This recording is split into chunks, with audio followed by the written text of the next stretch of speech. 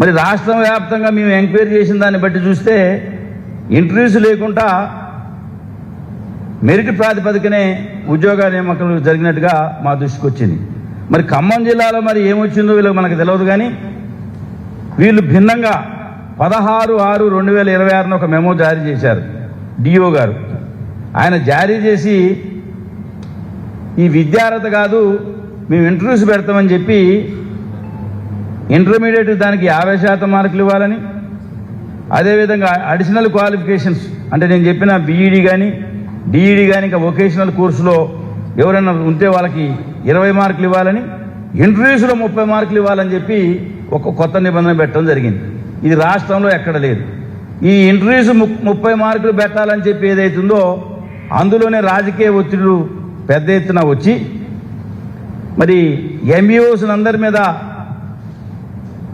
పెద్ద ఎత్తున ఒత్తిడి తీసుకొని వచ్చి ఈ యొక్క విద్యార్హతను మొత్తాన్ని కూడా పక్కకు పెట్టి ఇవాళ వాళ్ళకి సంబంధించిన ఎమ్మెల్యేలు వాళ్ళ అనుచరులు కాంగ్రెస్ పార్టీకి సంబంధించిన వాళ్ళని 100% నియామకాలు చేశారు. ఒక నియోజకవర్గం హెడ్ క్వార్టర్ తప్ప. ఇప్పుడు ఇందులో ఉదాహరణకి కామేపల్లి మండలం ఉంది. అనుమూల మాధవి అని బీఈడి క్వాలిఫికేషన్ ఉంది ఆ అమ్మాయికి. లకావత్ నిరోష బీఈడి క్వాలిఫికేషన్ ఉంది. పి మహేశ్వరి ఆమె కూడా బీఈడి చదివింది. ఈ కామేపల్లి మండలంలో ఉన్న ఎంఈఓ గారు అక్కడున్న మరి స్థానిక ఎమ్మెల్యే ఒత్తిడిని దృష్టిలో పెట్టుకుని వీళ్ళని బీఈడి అర్హత తీసుకోకుండా ఇంటర్మీడియట్ బేసిస్లోనే ఉంది. కానీ మరి కలెక్టర్ గారు ఇచ్చిన జీవోలు ఏముంది? ఇంటర్మీడియట్లో 50%, దానికి సంబంధించిన అదనపు కోర్సులు ఉంటే 20% మార్కులు ఏమని చెప్పి ఉన్నది. ఈ 20% మార్కులు అసలు పరిగణలోకి తీసుకోలే. అక్కడ మొత్తం ఇంటర్మీడియట్ పద్ధతులు ఉన్న వాళ్ళకి ఇచ్చారు. అదేవిధంగా కూసుమంచి, తిరుమలాయపాలెం, చింతకాని మండలాల్లో కూడా బీఈడి డిఈడి ఉంది. ఉదాహరణకి కూసుమంచి మండలం జేలసెరుకు సంబంధించిన రాజేశ్వరి అని ఒక అమ్మాయి ఉంటుంది. ఆ అమ్మాయికి బీఈడి ఉంది. అదేవిధంగా ఇతర క్వాలిఫికేషన్స్ ఉన్నాయి. హైయెస్ట్ ఇంటర్మీడియట్లో 900 పైన మార్కులు వచ్చినాయి ఆ అమ్మాయికి ఇవ్వాల. ప్రియాంక అని చెప్పి అదే ఈ అమ్మాయికి డిఈడి కూడా ఉంది. అంటే ఈమెకి డిఈడి అంటే బీఈడి కంటే ఎక్కువ, అయినా కూడా క్వాలిఫికేషన్ తీసుకోలే. పెనుబలిలో ఒక అమ్మాయి హైయెస్ట్ క్వాలిఫికేషన్ ఉంది, ఆ అమ్మాయిని కూడా తీసుకోకుండా వీళ్ళు మొత్తం కూడా క్యాంప్ ఆఫీసులకు ఎంఈఓలను పిలిపించి మరి ఏకపక్షంగా వాళ్ళు ఈ యొక్క ప్రీ ప్రైమరీ ఇన్స్ట్రక్టర్సు అదేవిధంగా ఆశాల నియామకం మీద దృష్టి పెట్టారు. ఆయాలు ఇంకోటి రెండోది, ఆయాలకు సంబంధించిన ఇంటర్వ్యూలు 50% వాళ్ళు 7th క్లాస్ క్వాలిఫికేషన్ ఇచ్చి వాళ్ళకి 50% ఇచ్చారు. ఈ 50% అంటే ఏంటి? నచ్చినోడికేమో 100కి 50 మార్కులు వాళ్ళకేయటం, నచ్చనోడికి 2-3 మార్కులు వేశారు. ఇవాళ మిగతా వాటిల్లో కూడా బీఈడికి 20% మార్కులు ఇవ్వమంటేనేమో వాటికిలే, ఇంటర్మీడియట్ బేసిస్ మీద తీసుకున్నారు.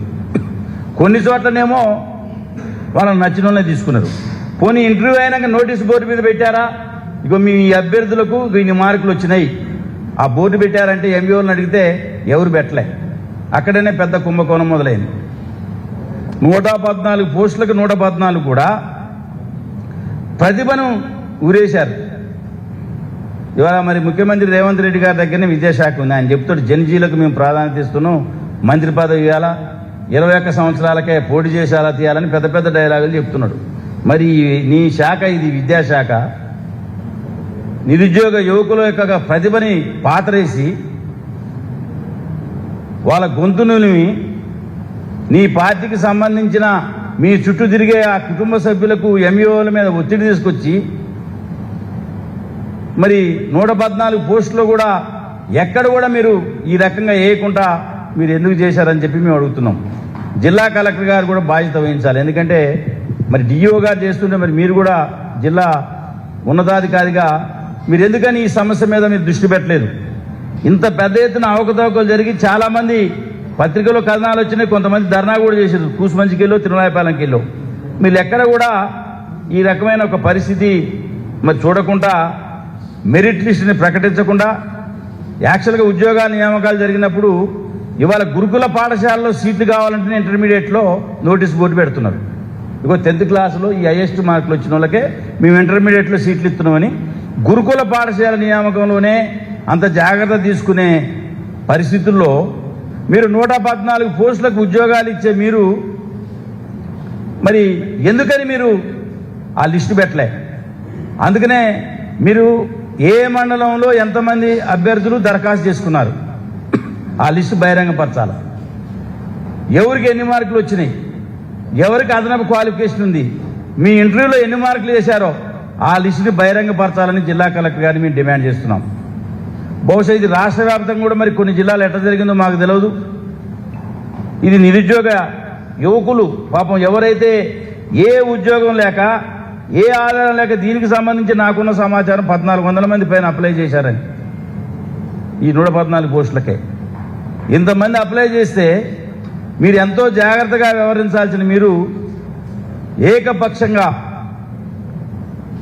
ఎంఈఓల మీద ఒత్తిడి తీసుకుని వచ్చి వాళ్ళ వృత్తి ధర్మానికి కూడా ఆటంకం కల్పించి రాజకీయ జోక్యం మీరు పెద్ద ఎత్తున ఇందులో చొప్పించి మరి జిల్లా వ్యాప్తంగా 114 పోస్టుల్లో ఈ రకంగా అనర్హత కలిగిన వాళ్ళని మీరు ఎంపిక చేయటం, రాష్ట్రంలో మరి రాష్ట్ర ప్రభుత్వం విద్యాశాఖ ఇచ్చిన సర్క్యులర్కి భిన్నంగా ఇంటర్వ్యూస్ నిర్వహించాలని ఖమ్మం జిల్లాలో ఒక కొత్త రకమైన ఆలోచన విధానానికి మీరు తెరలేపి ఈ ఇన్స్ట్రక్టర్స్ని అదేవిధంగా ఆయా పోస్టుల నియామకాల్లో పెద్ద ఎత్తున చేసిన ఈ అవకతవకల మీద వెంటనే విచారణ చేసి ఆ లిస్టుని బహిరంగపరచాలని చెప్పి జిల్లా కలెక్టర్ గారికి డిమాండ్ చేస్తున్నాం. ఈ సందర్భంగా మేము విజ్ఞప్తి చేస్తున్నాం, ఎవరైతే అప్లై చేసి ఎవరికైతే అర్హత కలిగి ఉద్యోగాలు రాలేదో వాళ్ళందరూ కూడా మీరు సమావేశంగానే మేము వస్తాం, మేము కూడా పిలిపిస్తున్నాం. అవసరమైతే రేపు ఎల్లుండో కలెక్టర్ గారి దగ్గర కూడా టైం తీసుకుంటాం, మన ఆధారాలు కలెక్టర్ గారి దగ్గర పెడదాం. తప్పకుండా ఈ అనర్హులకు ఉద్యోగాలు ఇచ్చి నిరుద్యోగ యువకులు విద్యార్థుల ప్రతిభను తుంగలో దొక్కిన ఈ అధికార పార్టీ ఎమ్మెల్యేల యొక్క తీరుకు వ్యతిరేకంగా మరి మీరందరూ కూడా జిల్లా కలెక్టర్ గారిని కానీ అధికారుల దృష్టికి తీసుకెళ్లే క్రమంలో మేము మీకు తోడుగా బీఆర్ఎస్ పార్టీ తరఫున ఉంటాం. తప్పకుండా వాళ్ళందరూ కూడా మరి తరలి రావాలని చెప్పి ఈ సందర్భంగా విజ్ఞప్తి చేస్తూ జిల్లా కలెక్టర్ గారు తక్షణమే ఎవరైతే ఈ అప్లై చేశారో మరి ప్రీ ప్రైమరీ ఇన్స్ట్రక్టర్స్ కానీ ఆయాలకు సంబంధించిన మీరు ఏ పద్ధతిలో ఇచ్చారో దరఖాస్తు చేసుకున్న లబ్ధిదారుల మండలాల వారిగా జాబితా ప్రదర్శించండి, వాళ్ళ ఎడ్యుకేషన్ క్వాలిఫికేషన్స్ ప్రకటించండి, వాళ్ళకున్న ఇంటర్వ్యూస్లో ఎవరికి ఎన్ని మార్కులు వేశారో ఏ రకంగా ఇచ్చారో ఆ లిస్టుని బహిరంగపరచాలని చెప్పి జిల్లా కలెక్టర్ గారిని డిమాండ్ చేస్తూ అదేవిధంగా జిల్లాలో మరి వ్యాప్తంగా ఏదైతే ఈ యొక్క పిఎంజేఎస్వై రుణాలకు సంబంధించిన వాటిలో పెద్ద ఎత్తున అవకతవకలు జరిగి బినామీదారులు ఎవరైతే మరి ఇందులోకి వచ్చారో దానికి సంబంధించి కూడా ఒక విజిలెన్స్ వేసి పిఎంఈజీపీ రుణాల మీద కూడా అర్హత కలిగిన వాళ్ళకి రుణాలు ఇవ్వాలని, అనర్హులు ఎవరైతే యూనిట్స్ పెట్టకుండా బినామీదారులు ఇందులో కబ్జా చేశారో బ్యాంక్ అధికారుల పాత్ర ఎట్లుందో,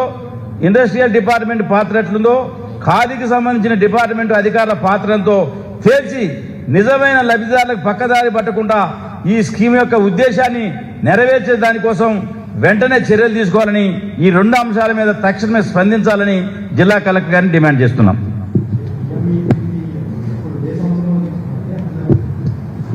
ఇది 2023, 24, 25, 26 అంటే అంతకుముందు కొంతమంది తీసుకొని ఇప్పుడు సబ్సిడీలు పడుతున్నాయి.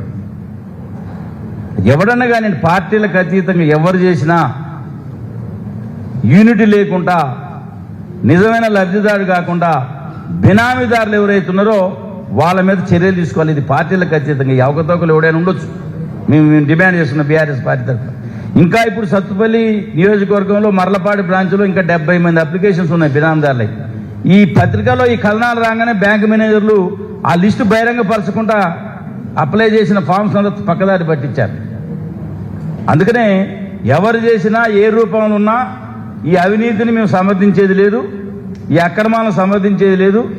ఏ పార్టీ వాడు ఎంత పెద్ద లీడర్ అయినా మీరు కఠినంగా శిక్షించాలని చెప్పి ప్రభుత్వాన్ని, రాష్ట్ర దీనికి సంబంధించిన శాఖ, వ్యవసాయ శాఖ మార్చులు మీ బ్రాంచి కోఆపరేటివ్ బ్యాంకులోనే ఎక్కువ జరిగింది కాబట్టి సంబంధిత బ్యాంక్ అధికారుల మీద, సిఇఓ మీద కూడా మీరు విచారణ జరిపి చర్యలు తీసుకోవాలని కూడా విజ్ఞప్తి చేస్తున్నాం.